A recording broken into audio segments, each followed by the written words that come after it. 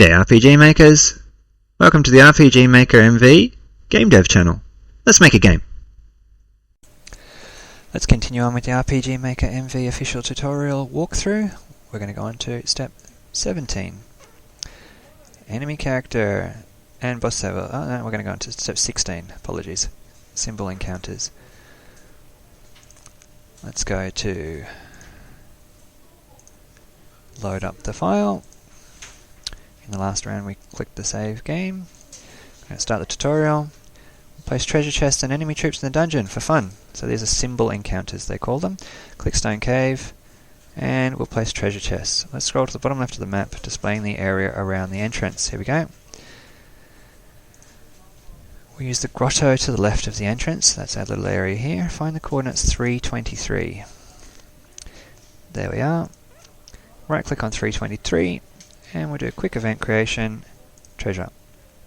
The contents will be a TP charge item which we created in an earlier tutorial. Select TP charge from the list. You can choose anything you want. Click OK. Placing chests at dead ends makes it worthwhile. Now we'll place our second treasure. Scroll to the bottom right. It's just south of the room with the boss. Find 3624. Okay. Quick event creation. Treasure. Item. We'll add an elixir. That's a fully restorative elixir. Click OK. And it's 2. We could do a few more chests in little areas. For example, we might want to put one up here with these little things. Maybe we'll put some gold in there. Might want to put another one up this way. Maybe we'll put in some stimulant. And then might just do one more. And maybe we'll put that in our little room over here. And we'll put in some a potion. There we are. Okay, I'm going to put in some troops. They're going to use what they call symbol encounters. So you've got random encounters and symbol encounters. Random encounters are triggered by the map. So if you right click the map and click edit, or if you click on the map and press space to bring up the edited window, you can see that there's a first line in the encounters list, or you can see the encounters list, and you can do things like set encounters here with different weightings. Okay, that's how often. 30 is very, very short. Every 30 steps, on average, the players will encounter some kind of monster. It'll be random. You could do things like change that to a Minotaur encounter. You could have an Orc encounter, and it'll be a weighting of 5, 5, and 5, so 30% each. Okay, if you set that high, you will find that you're going to have quite a lot of encounters. What we're going to do now is we're going to cancel this because we're not going to have our encounters, so we'll just check that random is not set up. Good. Now, what we can do is we can actually put down encounters that you can see, and that way players can avoid them, and we'll move up to them and attack them as they like. So let's put them near our treasures. Right. Let's keep it simple and put down 3 encounters. And first of all, we'll make our initial one. I'll place a troop number 1 near our first treasure. Let's go to this map down here. We'll put them at 824. Probably can't quite do it because 824, in this case, we've actually put... Oh, there we go. Just about able to. We'll double click here. We'll put in... They've called it enemy symbol. Probably not the best. Maybe I'll just call it a spawn. Double click the image. Select the monster. From the bats, we'll select the center of the right facing sprites. So that's the one that's not currently in motion, but it's looking right. Select approach, so the bats are going to come towards you. Set the trigger to event touch. What that means is it will approach the character, and when it touches you, not when you touch it, it will activate. Double click this, click on tab 3, click on battle processing, and then we're going to summon number 1 encounter, bat number, well, there's 2 bats in the first encounter. You can escape. Okay, now can lose is a bit confusing. If it's not ticked, then when you are defeated, the game will end.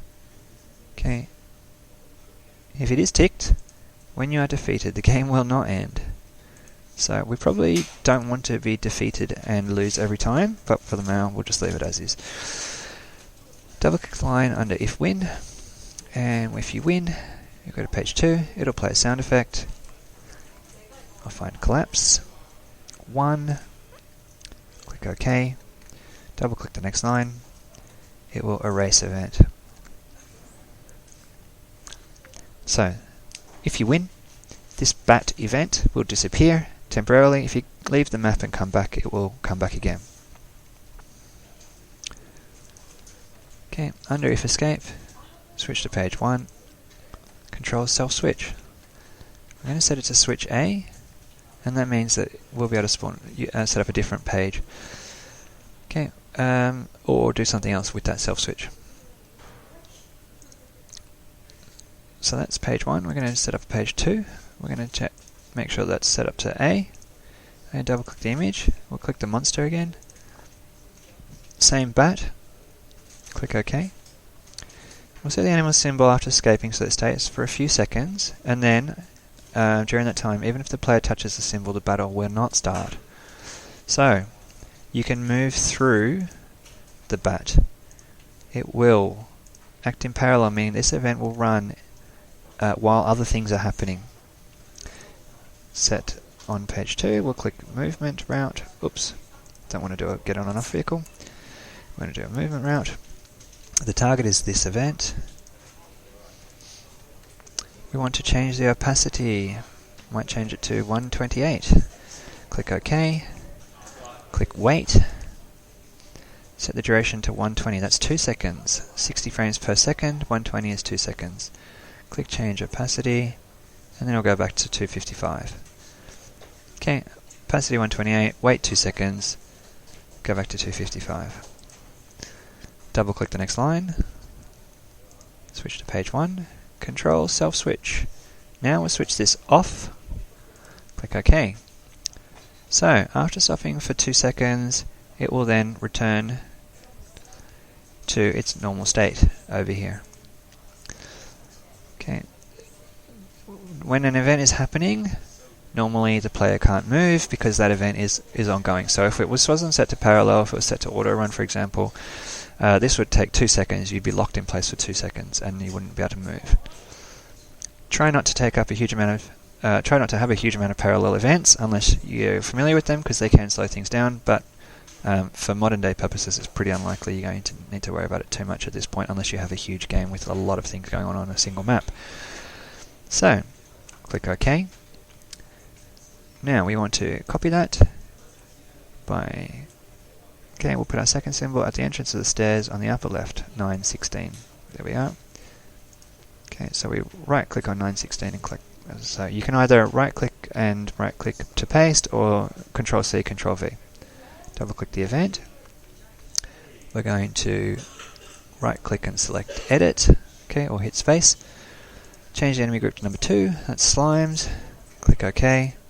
Now, even though the battle is set to slime, the image is not set to slime. That would be a bit incongruous. So we want to change the image. Let's choose the slime.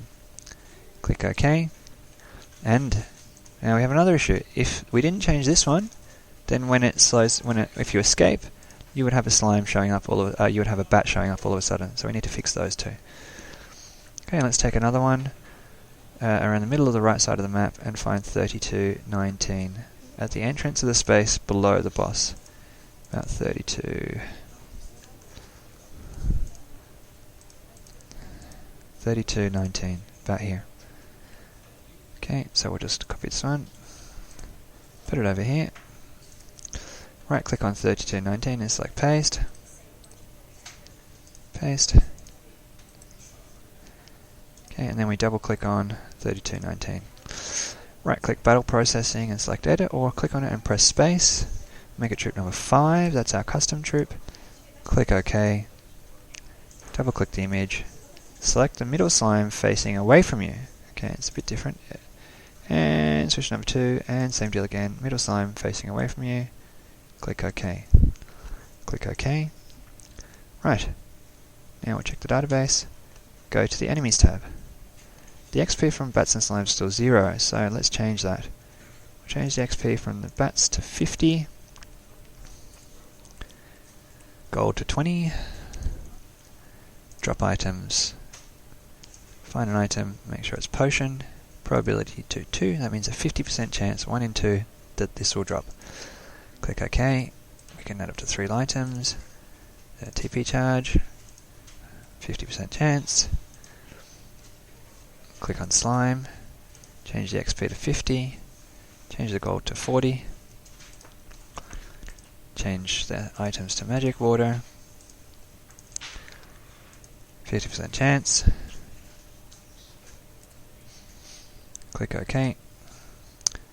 Next one, stimulant. 50% chance. Click OK. Click OK. Go back to town. When you turn left from the town entrance, there's an inn immediately nearby. If you recall, we set that up in the early days. Find 1031, just in front of the inn. Right click here, select starting position, player. Save, run a playtest. Gather some money and shop in town. Enter the dungeon, battle and escape from enemies, and be careful of damaged floors.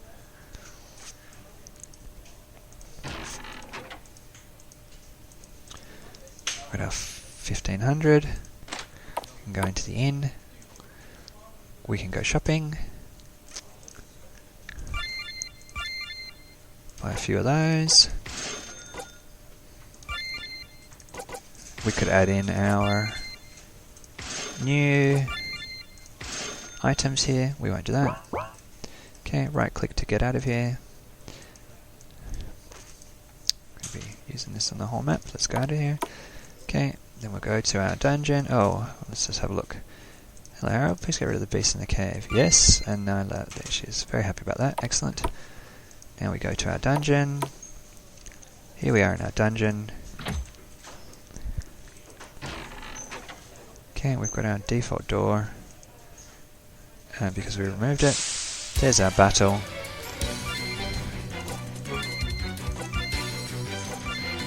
There's our triple strike.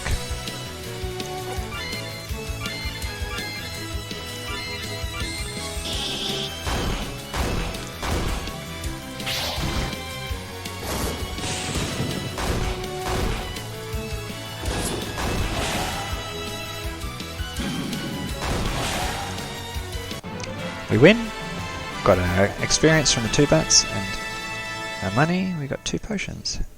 We leveled up. Now we can go and now what we found is that our auto routing does not take account of the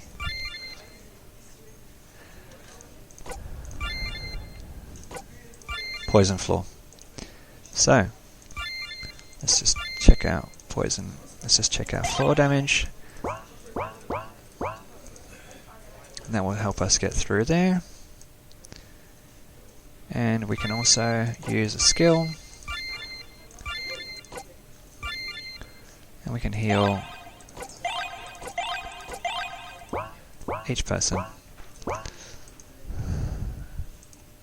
Okay, we're all vulnerable to floor damage. We can see that that message needs a bit of work because it didn't come across okay because it's got the name. We can work on that another time. Now we can see there's our slime over here.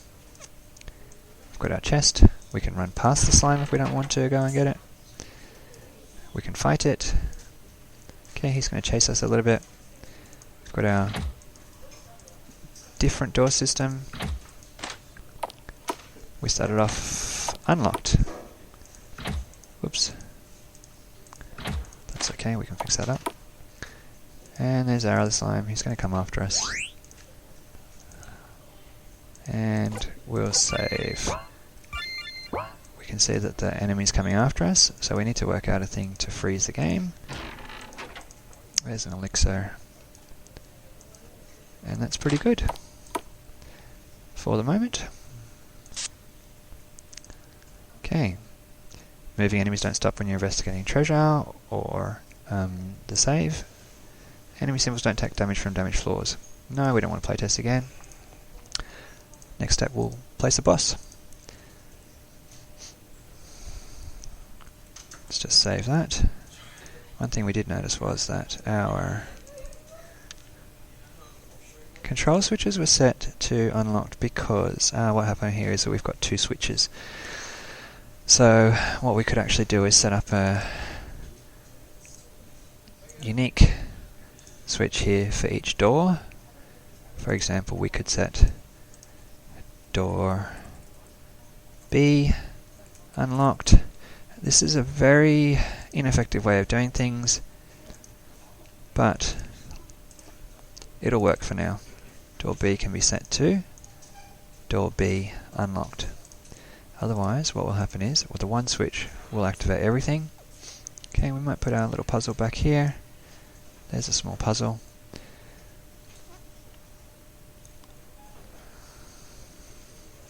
And we can do other things, but that'll be enough for now. Let's move on to the next part of the tutorial. That's the end of this video. Thanks for watching. If you liked what you saw, please consider smashing that like and subscribe buttons, as they do help with the algorithm. Now it's time for you to go and make your game. See you in the next one.